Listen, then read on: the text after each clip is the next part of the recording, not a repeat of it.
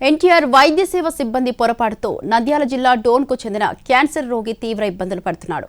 Cancer మహమ్మారితో పోరాడుతున్న ఆ రోగి ఇంకా బతికే ఉన్నాడు. ప్రభుత్వ రికార్డులు మాత్రం అతని కుటుంబాన్ని బతికుండగానే చంపేశాయి.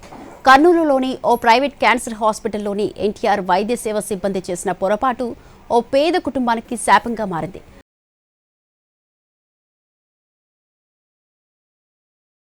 బాధితుడితో పాటు అతని కుటుంబ సభ్యులంతా మరణించినట్లు ఎన్టీఆర్ వైద్య సేవ వెబ్ పోర్టల్లో అప్డేట్ చేయడంతో వారికి ఉచిత వైద్యం నిలిచిపోయింది. దీంతో బాధిత కుటుంబం తీవ్ర ఇబ్బందులు పడుతోంది. ఇప్పటికే క్యాన్సర్ ట్రీట్మెంట్ కోసం ఆ కుటుంబం దాదాపు 37 లక్షలు ఖర్చు చేసింది. ఇప్పుడు ఉచిత వైద్యం అందకుండా పోవడంతో ఆ కుటుంబం దిక్కుతోచిన పరిస్థితుల్లో ఉంది.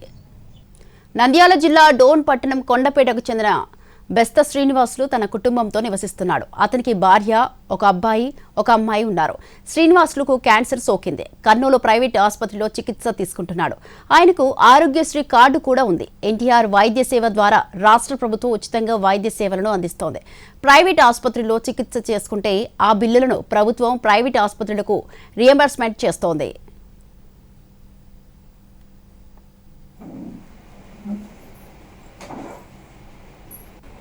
గతంలో ట్రీట్మెంట్ చేసిన సమయంలో కర్నూలుకు చెందిన ఓ ప్రైవేట్ ఆసుపత్రి సిబ్బంది ఎన్టీఆర్ వైద్య సేవ వెబ్ పోర్టల్లో శ్రీనివాసులు సహా ఆయన కుటుంబ సభ్యులంతా మరణించినట్టు అప్లోడ్ చేశారు. దీంతో ఆయన ఎక్కడికి వెళ్లినా ఎన్టీఆర్ వైద్య సేవ ద్వారా ఉచితంగా ట్రీట్మెంట్ పొందే అవకాశం కోల్పోయారు. ఆ కుటుంబానికి సంబంధించిన వివరాలు పోర్టల్లో నమోదు చేయగానే చనిపోయినట్టుగా రికార్డులు చూపిస్తున్నాయి. బాధిత కుటుంబం తాము బతికే ఉన్నామని డోన్ తహసీల్దార్ నుంచి సర్టిఫికేట్ కూడా తెచ్చింది. అయినా సమస్య పరిష్కారం కాలేదు. దీంతో ఈ విషయాన్ని కర్నూలు ఎన్టీఆర్ వైద్య సేవ జిల్లా మేనేజర్ మధుసూదన్, ఎమ్మెల్యే కోట్ల సూర్యప్రకాష్ రెడ్డి దృష్టికి తీసుకెళ్లారు బాధితులు.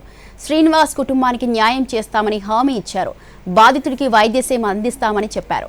శ్రీనివాస్ కుటుంబ వివరాలను వెబ్ పోర్టల్లో చనిపోయినట్టు రికార్డు కావడానికి కారణాలపై విచారణ జరుపుతామని తెలిపారు. బాధ్యులపై చర్యలు తీసుకుంటామని చెప్పారు.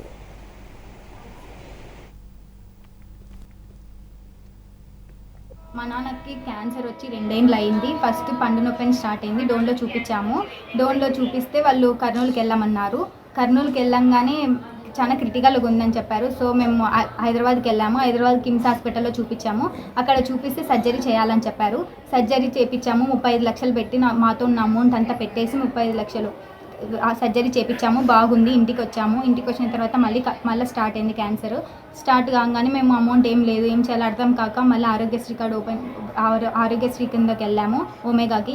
అక్కడికి వెళ్తే 6 మంత్స్ ట్రీట్మెంట్ ఆరోగ్యశ్రీ కిందనే జరిగింది ప్రాసెస్ అంతా. తర్వాత మళ్ళీ వెళ్ళాము. కంటిన్యూ కాగానే మళ్ళీ వచ్చింది. మళ్ళీ వెళ్ళాము. మళ్ళీ వెళ్తేనే వాళ్ళ ఆరోగ్యశ్రీ కింద మీరు పని చేయడం లేదు, మీరు చనిపోయినారని వచ్చింది.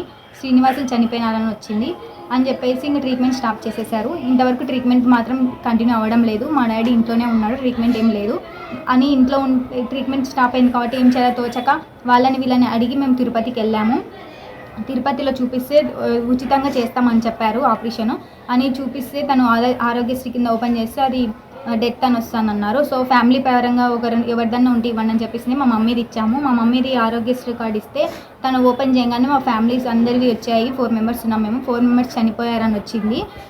4 చనిపోయినారు. సో ట్రీట్మెంట్ ఇవ్వలేము, మీరు రిటర్న్ వెళ్ళిపోండి అని చెప్పారు. అమౌంట్ ఉంటే చెప్పండి, ఇప్పుడే సర్జరీ చేస్తామన్నారు. మాతో మాత్రం 1 రూపీ కూడా లేదు చేపించడానికి, ఏమీ లేదు మాతో అని. ఏం తోచాక ఇంట్లో ఉండి ఈరోజు ఎమ్మెల్యే గారికి నేను లెటర్ రాసి ఇచ్చొచ్చాను. తను నేను సాయం చేస్తా అని చెప్పాడు. సో అందరూ మాకు